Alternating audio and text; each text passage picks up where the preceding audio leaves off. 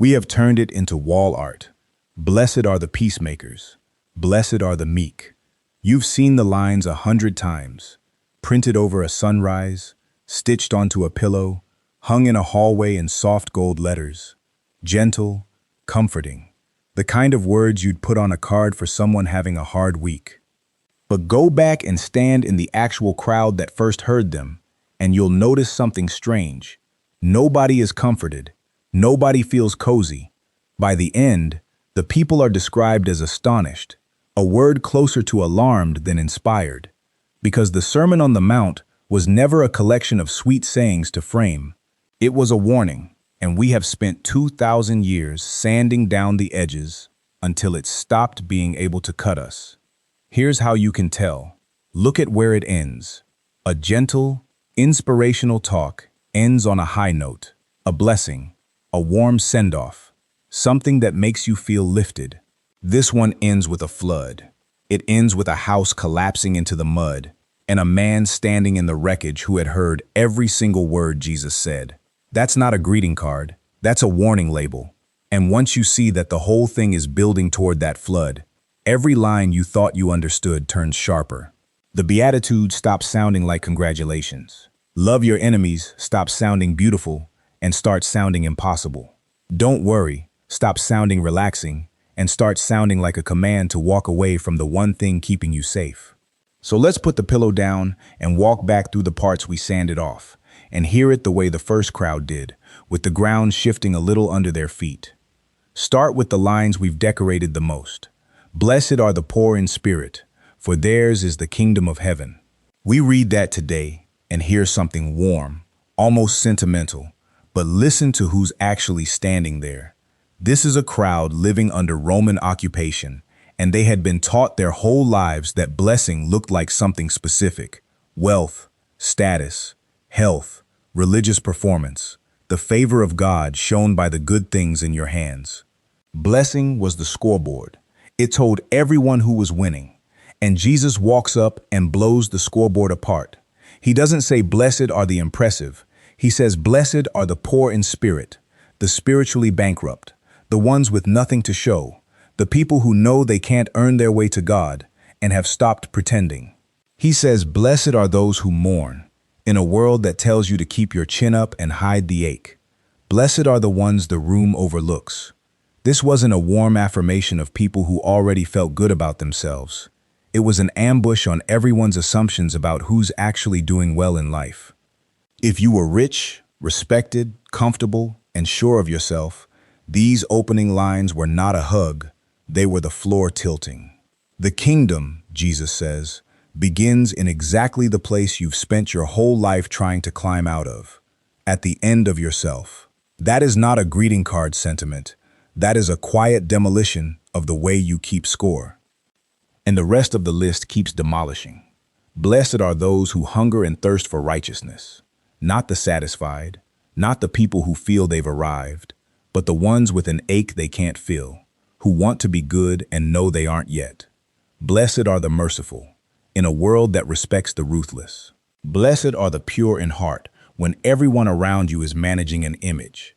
Blessed are the peacemakers, in a crowd that admired the fighters. And then the line that removes any doubt that this is comfortable. Blessed are those who are persecuted, not who avoid trouble, but who walk straight into it because of how they live. Read the whole list together, and it's not a set of affirmations for people who already feel blessed. It's a portrait of a kind of person the world overlooks, ignores, or actively punishes. And Jesus stamps the word blessed on every one of them, precisely where the world would stamp loser. If you came looking for God to bless the life you were already chasing, this list quietly tells you you've been chasing the wrong life. Then comes the line we've made the softest of all. Blessed are the meek, for they shall inherit the earth. We hear meek and picture someone timid, mild, a pushover, a doormat with a Bible verse, and we file it under be nice. But drop that sentence into the year it was spoken, and it lands like a spark near dry grass. Because there were people in that crowd with a very different plan for who would inherit the earth. The Zealots wanted to take it back by force, to drive Rome out with the sword, to answer occupation with revolution. The whole world around them ran on the same simple rule. The earth belongs to whoever is strong enough to seize it. And into that, Jesus says the earth goes to the meek. Not the armed, not the dominant, not the ones with the sharpest blade or the loudest crowd. Now, meekness here is not weakness. It's better understood as strength under control, the power to strike held deliberately in check. But that only makes the claim more provocative, not less. Jesus is looking at everyone whose whole strategy is force, the empire, the rebels, and honestly most of us, and telling them their strategy loses. The future does not belong to the people grabbing for it. It belongs to the ones who let go. To a crowd dreaming of a violent kingdom, that was not comforting.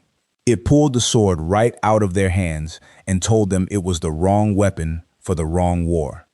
Before he goes after your conscience, he hands the crowd two images that sound like a compliment and are actually a job with a threat attached. You are the salt of the earth, he says.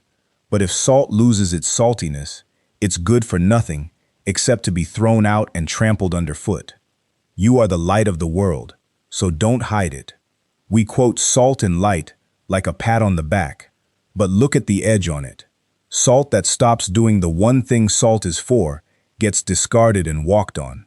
That's not decoration. That's a warning wrapped in a compliment, and it sets up everything that follows. Because what comes next goes straight after your conscience. Jesus is careful to say he hasn't come to abolish the law, but to fulfill it. He's not lowering the standard. He's about to drive it deeper than anyone expected. He starts saying a phrase over and over. You have heard that it was said, but I say to you. And every time he says it, the standard climbs somewhere you can't follow. You've heard, do not murder, he says. But I tell you that the anger simmering in your chest, the contempt, the insult you spit under your breath, that's already the seed of it. You've heard, do not commit adultery. But I tell you the lingering look, the private fantasy nobody sees, is already the thing. Notice what he's doing. He is not loosening the old rules to make them easier. He is driving them straight down into the interior of your life, into the place where you thought no one could see and you were safe. The greeting card version of religion says, keep your hands clean, behave in public, don't get caught. Jesus says, the standard is your heart in the dark when no one is watching. And then he says the line that must have stopped the crowd cold. Unless your righteousness exceeds that of the scribes and Pharisees, you will never enter the kingdom of heaven. The Pharisees were the honor students of holiness. They were the gold standard, the ones everyone assumed were safely in. And Jesus tells a crowd of ordinary people they have to do better than that. If you're keeping score, this is the moment the math becomes impossible. And that impossibility is not a bug in the sermon. It's the point. He is walking you to the end of your own ability on purpose, so you'll finally stop trying to impress God and let him change you instead. Then he says the sentence that has been quietly avoided by more sincere religious people than almost any other. Love your enemies and pray for those who persecute you. And he had just made it concrete in a way we've smoothed over. If someone strikes you on the right cheek, he says, turn to him the other one. If someone forces you to walk a mile, the way a Roman soldier could legally conscript a civilian to carry his pack, walk with him too. If someone sues you for your shirt, hand over your coat as well. We read those as poetic humility. To that crowd, they were specific, physical, and infuriating, because every one of them describes a real humiliation they burned to repay. And Jesus tells them to answer it with more generosity than was demanded. He is dismantling the reflex to get even, one concrete scenario at a time. And then he names the reflex directly. Love your enemies and pray for those who persecute you. We've learned to nod along to that one because it sounds noble, but it only sounds noble as long as the enemy stays a concept. It sounds beautiful right up until the enemy has a name you know, a face you can picture, a specific thing they did that you have not been able to put down. Then, love your enemies stops being a lovely idea and becomes the single hardest thing in the entire book. Because in that crowd's world, a culture built on honor and payback where a Roman soldier could humiliate you in the street and the whole social code demanded you get even, Jesus wasn't just talking about softening a grudge. He was pulling out the foundation of the entire system. Revenge was how the world kept its balance, and he was telling them to stop playing. And the reason he gives is the part that turns it from difficult to almost outrageous. Do this, he says, so that you may be children of your Father in heaven, the God who sends rain on people who curse his name and sunlight on people who ignore him entirely. His kindness isn't a reward for good behavior. It falls on his enemies. And Jesus says, that's the family resemblance. That's what it actually looks like to belong to him. Not being nice to people who are nice to you. Anyone does that. But refusing to hand back the hatred you were handed. It's the most beautiful line in the sermon, and the one we most want to skip. And those two facts are not a coincidence. Now here's a turn that should make anyone who quotes this sermon nervous, because Jesus aims one of his sharpest warnings directly at the kind of person who loves quoting it. Do not judge, he says, or you too will be judged. It's probably the most quoted line he ever spoke, and one of the most misunderstood. People wield it like a shield. Don't judge me. But that's not who Jesus is warning. He's warning the corrector, and he does it with an image so exaggerated it's almost a joke. Picture a man, he says, with a wooden plank sticking straight out of his own eye, squinting and reaching in to pluck a tiny speck of sawdust out of someone else's. It's ridiculous on purpose. He's painting the person who is an expert on everyone else's flaws and completely blind to the beam jutting out of his own face. And the target is unmistakable.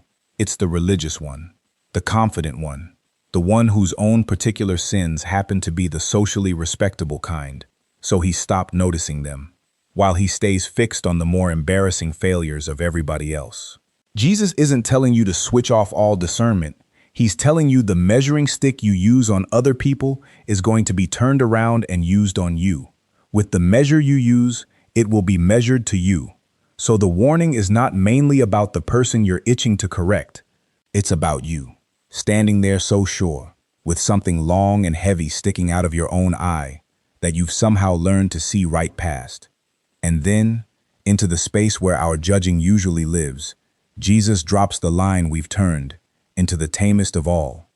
Do to others what you would have them do to you. We call it the golden rule and put it on posters. But notice how much sharper it is than the version we live by. We mostly run on, don't do to others what you wouldn't want done to you. A rule you can satisfy by doing nothing at all, by staying quiet, distant, uninvolved, harming no one. Jesus flips it into the active voice. Not avoid harm, but go and do the good you'd hope for. Picture what someone else needs, and then be the one who meets them there, first, before they've earned it, whether or not they ever return it. That's not the easy, hands-off decency we've made it. It's a demand to spend yourself on people, including the ones you'd rather judge, and Jesus says the entire law and the prophets come down to it. We've turned do not worry into a relaxation quote too. Birds and flowers, a deep breath, a soft reminder to calm down. And it is tender, but it is not gentle in the way we've made it, because sitting right next to it is one of the most uncompromising sentences in the whole sermon. No one can serve two masters, Jesus says. You cannot serve both God and money. Read that word again. Cannot. Not should not try not to, cannot. He's saying it's not even possible to run your life on two operating systems at once. One of them will win, and it will quietly reshape your values, your calendar, your decisions, the person you're becoming, until you don't recognize the drift. And that is why he says, don't worry. It isn't a spa day, it's a demand that you defect. Most of us manage our anxiety by managing our security. More money, more control, more backup plans, more insulation against the day it all goes wrong. Jesus looks at that entire strategy and calls it a rival god. When he points at the birds who don't store up barns and the flowers who outshine Solomon without trying, he's not telling you to be careless. He's telling you to change which kingdom you're building. Seek first the kingdom of God, he says, and all these things will be added to you. First, not somewhere on the list. First, ahead of comfort, reputation, and safety.